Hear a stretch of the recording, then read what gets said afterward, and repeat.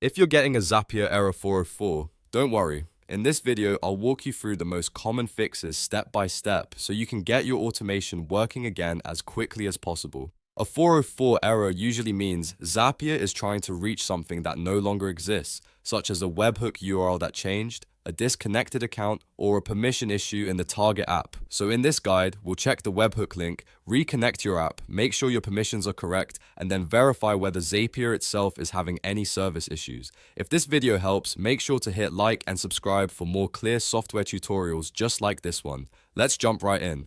First, open Zapier in your browser and go to your dashboard. Once you're inside, click on Assets. After that, click Zap Workflows. This is where you'll find the Zap that's causing the error. Open the specific Zap that is showing the 404 problem so you can inspect the steps one by one. Now, look for the Webhooks by Zapier step. This is one of the most common places where a 404 error can happen. Open that step and check the webhook URL very carefully. Make sure there are no missing characters, no extra spaces, and no old links that point to a deleted destination. Even one small typo can break the connection and cause a 404 error. If the destination webhook was recreated, then the old URL will no longer work. In that case, copy the new webhook URL from the destination app or service and replace the old URL inside Zapier.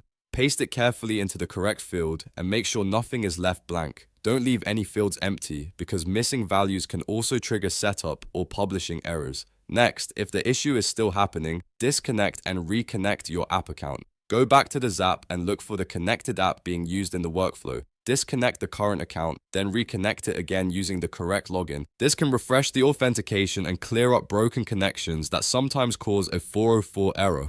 While you're here, check that your user account has admin or write access in the target app. If Zapier is trying to send data to a system where your account only has limited permissions, the action may fail even if the Zap looks correct. So make sure the connected account has the proper access level required to create, update, or send data into that destination. Once you've updated the webhook URL, reconnected the account, and confirmed the permissions, review the entire Zap one more time. Make sure every required field is filled in and that all steps are configured properly.